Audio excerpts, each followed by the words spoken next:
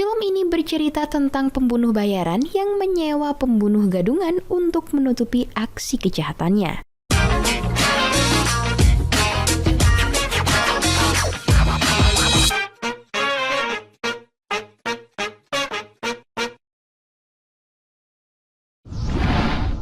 Hai everyone, welcome to UBR Entertainment. Apa kabar kalian hari ini? Kami doakan semoga dalam keadaan baik. Kali ini kami akan menceritakan sebuah alur film berjudul Codename Jekyll. Namun sebelum mulai, bagi kalian yang belum subscribe, silahkan subscribe terlebih dahulu channel ini agar kalian selalu update dan tidak ketinggalan konten menarik lainnya. Oke, tanpa basa-basi lagi, sebab kita bukan membahas hal yang basi, inilah seluruh jalan cerita lengkap film Codename Jekyll versi UBR Entertainment. Presiden sebuah perusahaan ingin membunuh seorang penyanyi terkenal bernama Choi Hyun. Ia menyuruh asistennya untuk menemui pembunuh bayaran bernama Jekyll. Jekyll dikenal sangat ahli dengan pekerjaan itu. Ia bisa membuat targetnya seperti korban kecelakaan, bukan korban pembunuhan. Di tempat lain, seorang perwira polisi yang akrab dipanggil Detektif Shin sedang melakukan rapat dengan atasannya mengenai Jekyll. Ia sudah tahu bahwa insiden kecelakaan berantai yang terjadi merupakan ulah Jekyll. Dari korban terakhir, Detektif Shin menemukan surat kaleng dari Jekyll.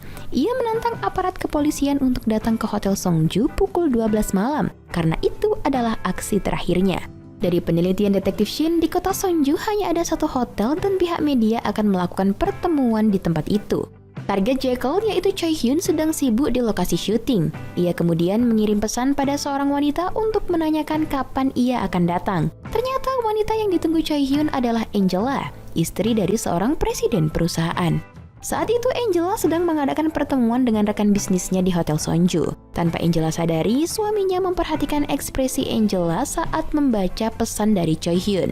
Angela akhirnya datang menemui Choi Hyun. Di depan semua orang, Angela dan Choi Hyun bertingkah bak rekan bisnis. Usai syuting, Choi Hyun pergi menuju mobilnya.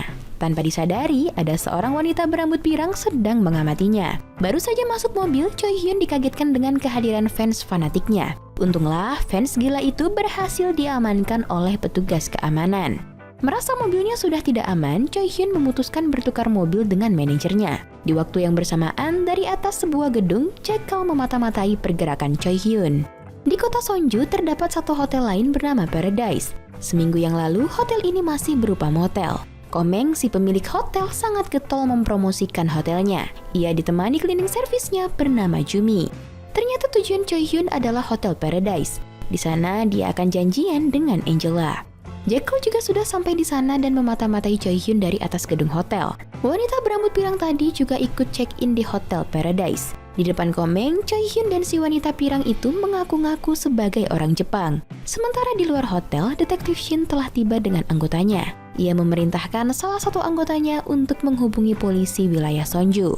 Di kantor polisi Sonju, kepala detektif Ma langsung bergerak ke lokasi saat ditelepon. Kembali ke Hotel Paradise, rupanya Komeng mengetahui kalau Choi Hyun adalah seorang penyanyi terkenal dan menghadiahinya sebotol whisky. Tak lama kemudian, pintu Choi Hyun kembali diketuk. Seseorang bertopeng babi mencoba masuk dan menyemprot bius ke muka Choi Hyun hingga ia jatuh pingsan.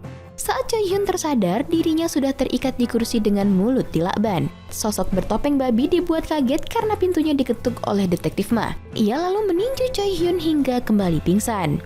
Saat pintu dibuka, detektif Ma dibuat terpesona dengan kecantikan wanita di depannya. Ternyata seseorang bertopeng babi tadi adalah wanita pirang yang sejak awal membuntuti Choi Hyun. Ia bernama Bong Min Jung. Detektif Ma sama sekali tak mencurigai Min Jung, apalagi dirinya ternyata salah kamar. Kamar persembunyian Detektif Shin ternyata berada di sebelah kamar Choi Hyun.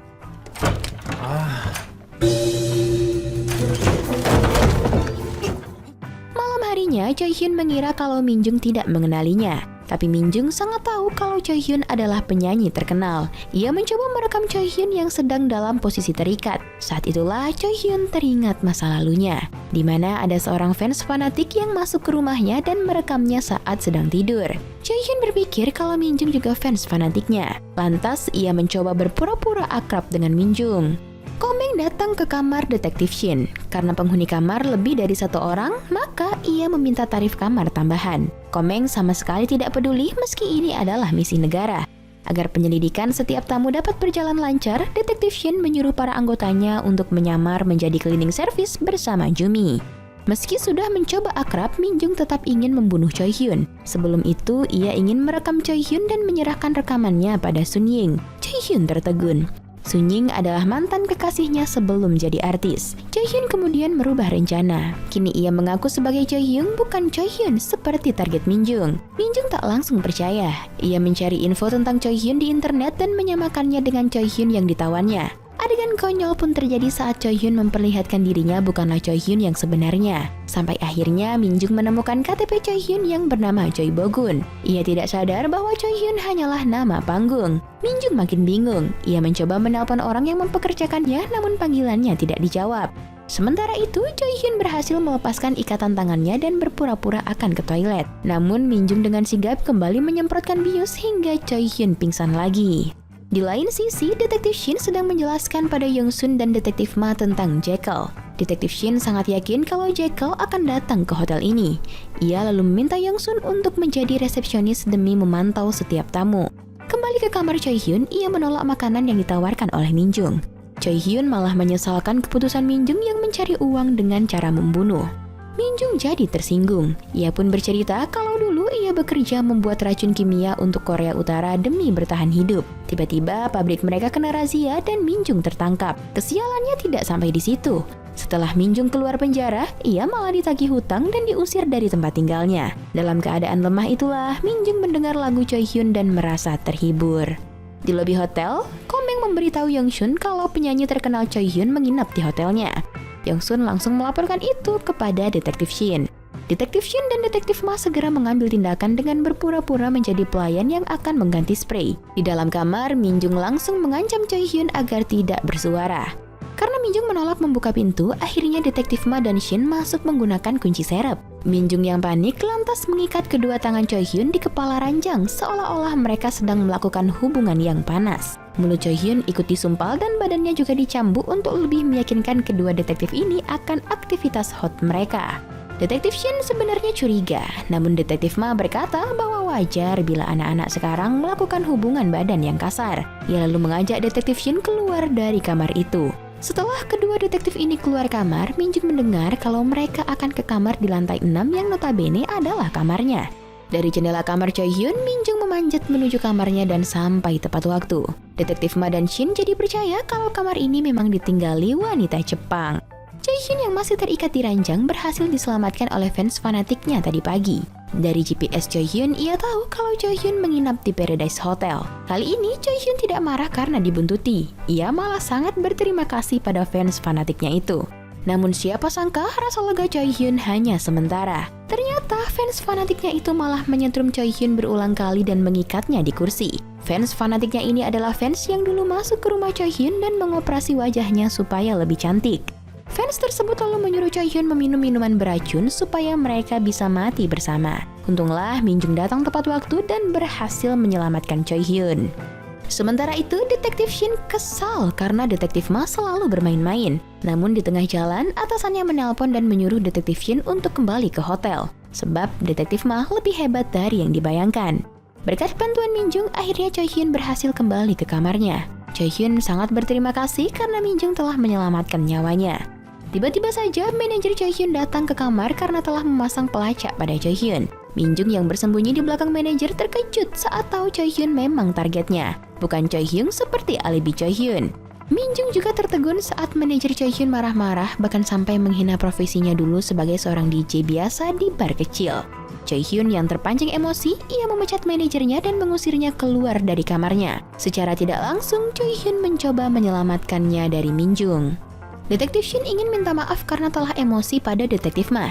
Namun sampai di kamar, ia justru melihat Detektif Ma dan kekasihnya sedang bersiap melakukan ritual keras. Detektif Shin terpancing emosi. Ia mencambuk Detektif Ma berulang kali. Ia lalu pergi keluar untuk meredam amarahnya.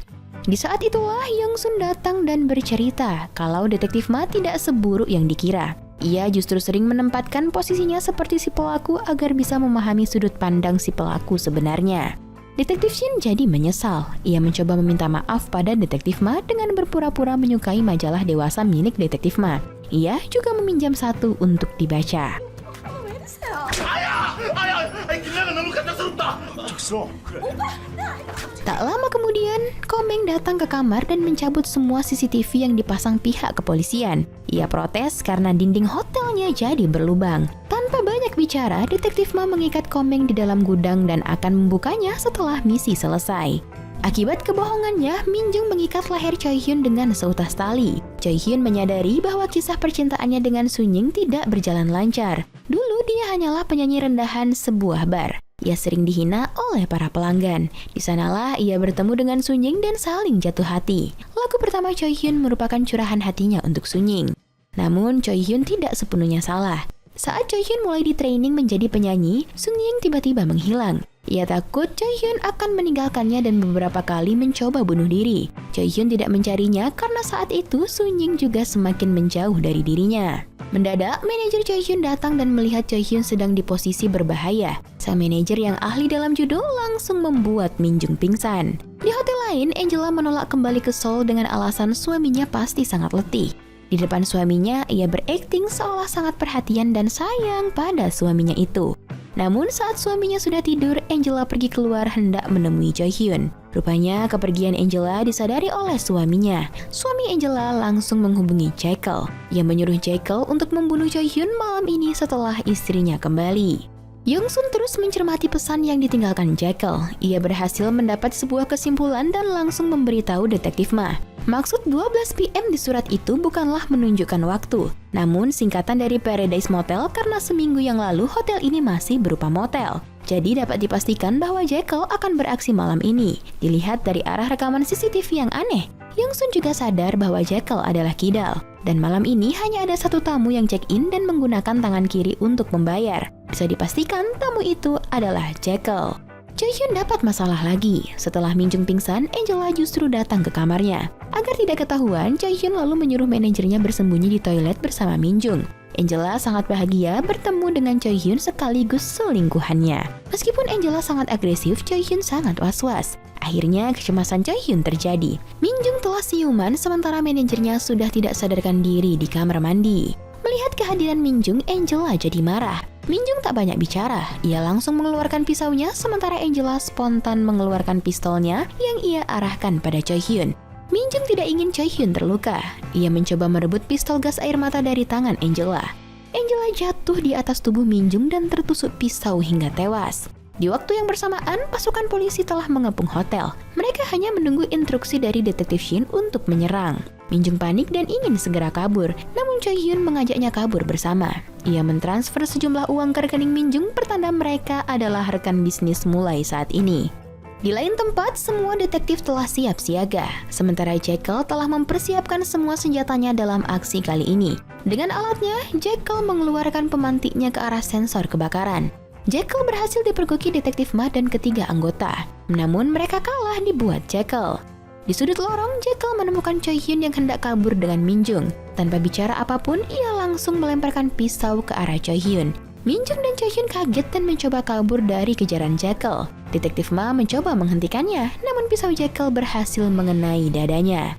Di atap gedung, Minjung tersentuh karena Choi Hyun berkata akan melindunginya. Setelah mencium Choi Hyun, Minjung mengingkari kerjasamanya dengan Choi Hyun. Sebenarnya, Sun Ying menyewa Minjung bukan untuk membunuh Choi Hyun, melainkan membuat Choi Hyun merasakan rasanya dihianati. Setelah itu, Minjung langsung menendang Choi Hyun hingga terjatuh dari atas gedung. Kini saatnya Minjung berhadapan dengan Jekyll. Namun anehnya, Jekyll malah memanggil Minjung dengan panggilan Jekyll. Ya, karena Jekyll sebenarnya adalah Minjung. Pria di depannya hanya meminjam nama Jekyll untuk membunuh orang lain. Minjunglah sebenarnya yang meminta presiden atau suami Angela untuk memanggil Jekyll palsu ke hotel ini. Target sebenarnya Minjung adalah Angela, sesuai perintah presiden. Kali ini Minjung tidak meminta bayaran asalkan presiden dapat mencari Jekyll palsu dengan Choi Hyun sebagai umpan. Minjung melakukan itu supaya Jekyll palsu bisa mati di tempat ini dan nama Jekyll ikut mati bersamanya. Sebab Minjung ingin pensiun dari pekerjaannya ini. Terjadi saling serang antara Minjung dan Jekyll. Namun pada akhirnya Jekyll berhasil mati di tangan Minjung.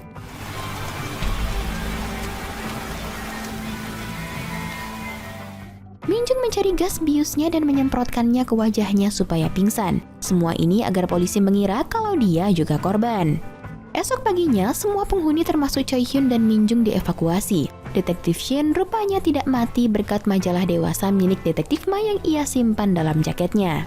Di akhir cerita, Min Jung menemui presiden direktur. Dialah yang mempekerjakan Min Jung untuk membunuh Angela, istrinya sendiri karena telah berselingkuh. Namun menurut Min Jung itu hanyalah alasan karena sebenarnya Angela sangat cakap menjalankan perusahaan dan presiden takut Angela akan merebut posisinya. Ia berniat untuk pergi ke Buenos Aires memulai kehidupan baru. Saat itulah Choi Hyun menelpon dan mengajaknya bekerja sama. Choi Hyun ingin terus bersama Min Jung dan merasa mereka sangat cocok. Min Jung tersenyum. Ia akan pergi menemui Choi Hyun untuk membunuhnya. Yap, dengan begitu film pun tamat. Codename Jekyll adalah film Korea Selatan yang rilis tahun 2012.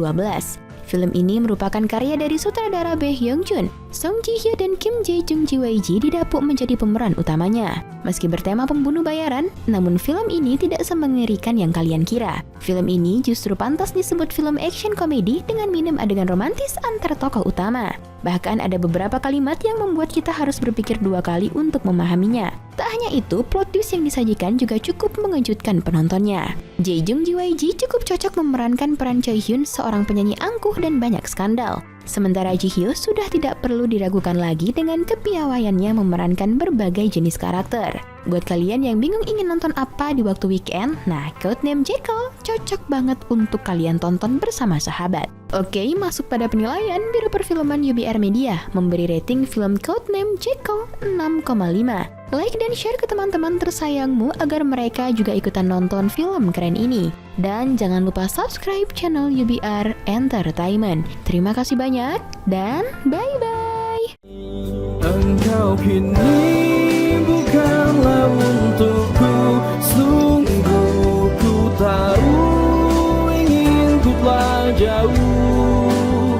Cukup sudah kau lupakanlah masa-masa itu, saat dulu aku di hatimu.